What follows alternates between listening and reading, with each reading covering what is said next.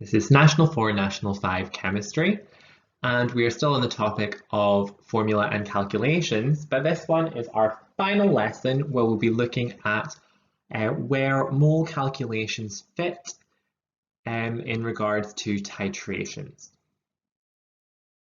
So our aim is to learn how to use moles and concentration in a neutralization reaction to calculate the concentration of an acid or alkali, and how to use results tables from titrations to start mole calculations.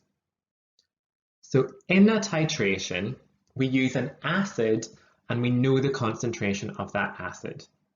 And that is used to neutralize an alkali, and we do not know the concentration of that alkali.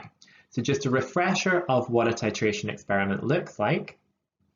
Well, what we have is a burette filled with acid, and that is clamped above a conical flask that contains an alkali or indicator. During the titration experiment, acid is added from the burette into the conical flask, and it will start to neutralize the alkali. When the alkali has been neutralized, the indicator changes color and you can stop adding acid. And because the burette has a scale down the side of it, it means that you can measure how much acid you added to the alkali.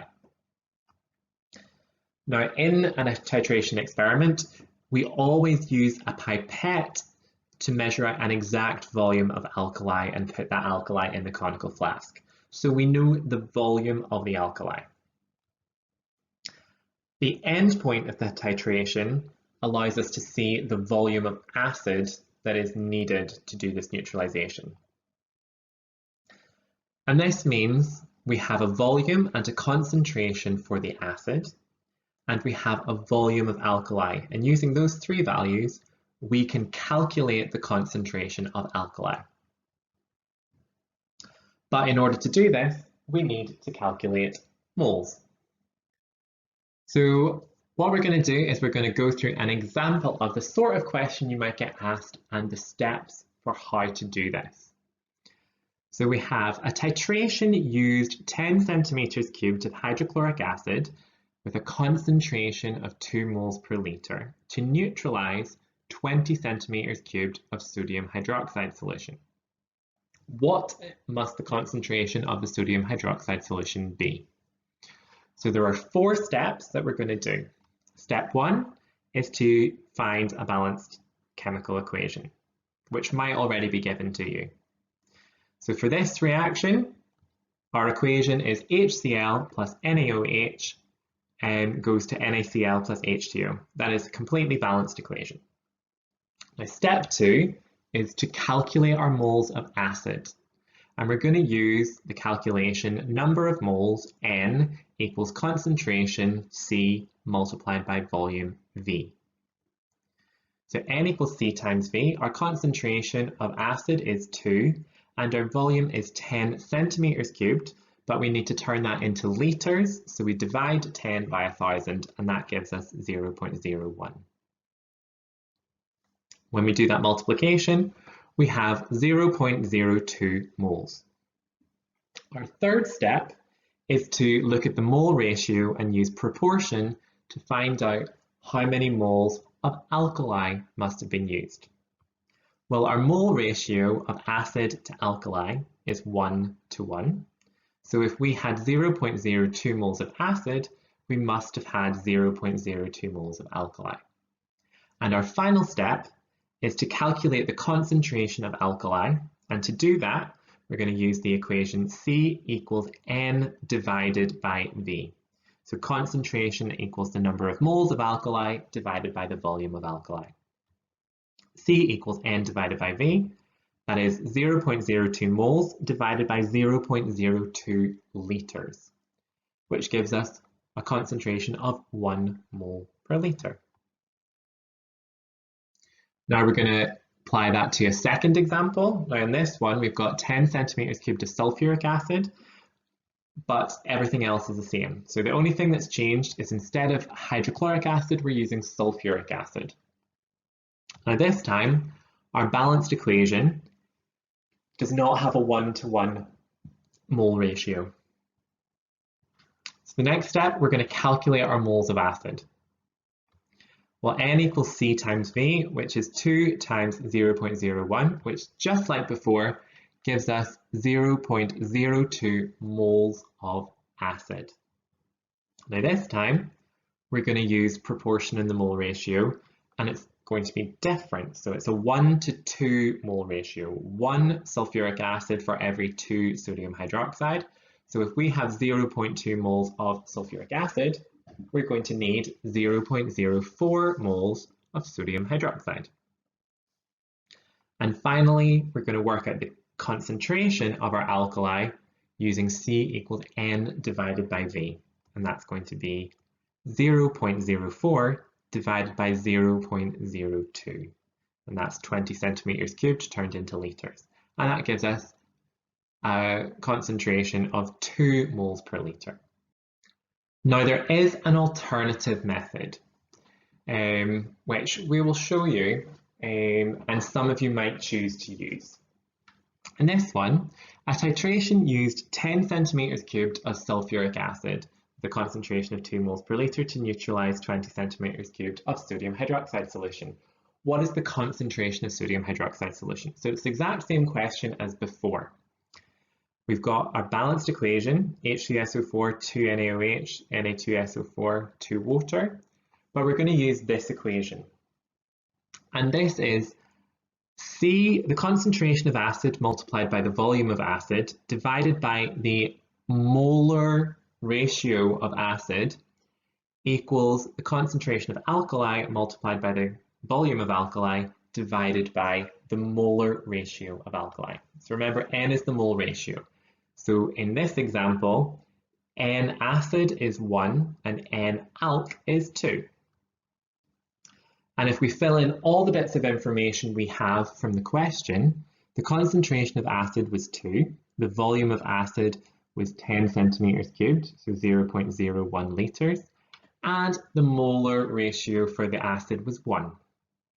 On the right-hand side, we don't know what the concentration is, but we do know that the volume of alkali was 0.02 litres and that the mole ratio for sodium hydroxide was 2. So what we're going to do is we're going to reorganize this so that we can find out what the concentration is. So the first thing we're going to do is take the 2 on the bottom on the right-hand side up to the top. So 2 times 0.01 times 2, all divided by 1, is equal to our concentration of alkali multiplied by 0.02. Then we're going to divide each side by 0.02 to give us this. 2 multiplied by 0.01 multiplied by 2, divided by 1 multiplied by 0.02 equals our concentration. And that works out to be 2. So we get the exact same answer. It's just a different methodology. So here we have 2 examples for you to try. In each case, you're going to need to first write a balanced equation and then use either of the 2 methods you've been shown to try and work out the concentration of alkali. You will definitely need time to do these questions, so please pause the video now.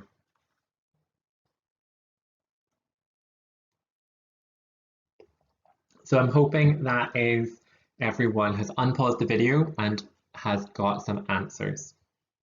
So with the first question, the mole ratio of nitric acid to sodium hydroxide should have been a 1:1 ratio.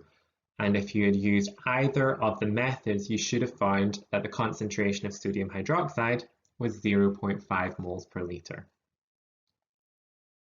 When it came to the second example, sulfuric acid reacting with potassium hydroxide, the mole ratio of acid to alkali is 1:2.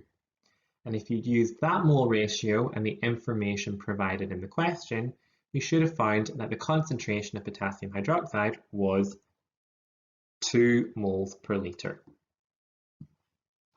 Now, titrations, you don't just do one experiment, you actually do a series of experiments. And so we need to know from a series of experiments, what volume are we going to be using as our volume of acid?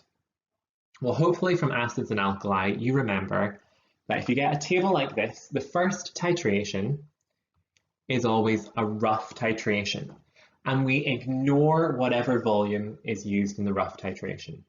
Sometimes the rough titration will actually be called the rough titration, and sometimes it will just be called titration 1 or experiment 1. The other results, if we look at them, they are concordant. So that means they are within 0.2 centimeters cubed of each other.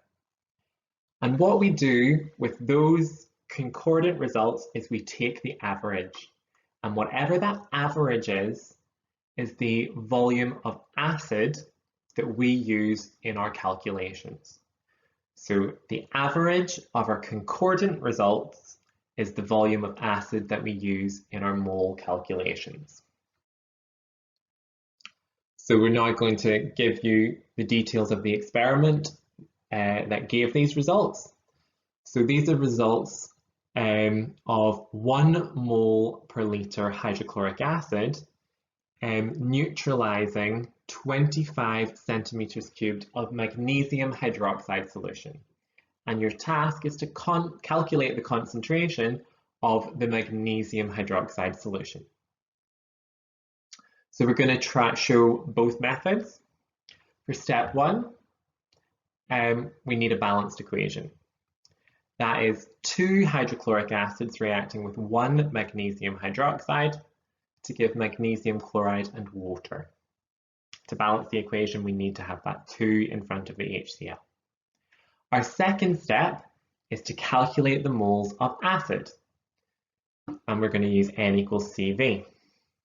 Now our concentration of acid was 1 mole per litre and our volume was 17.5 centimetres cubed. We needed to divide that by 1,000 in order to turn it into litres. So our volume is 0.0175 litres. And that gives us our number of moles, N, equals 0.0175. Now we're going to use proportion. Our acid to alkali, 2 moles of acid for every 1 mole of alkali. And so if we had 0.175 moles of acid, we would need to divide that by 2 to give 0.00875 moles of alkali. And finally, we're going to take that number of moles to work out our concentration. So C equals N divided by V, which is 0.00875 divided by 0.025, because that was 25 centimeters cubed of alkali, which gives us a concentration, C, not N, of 0.35 moles per litre. If we use the alternative method, just to show you we get the exact same answer, concentration of acid, volume of acid divided by mole ratio of acid equals concentration of alkali, volume of alkali divided by mole ratio of alkali.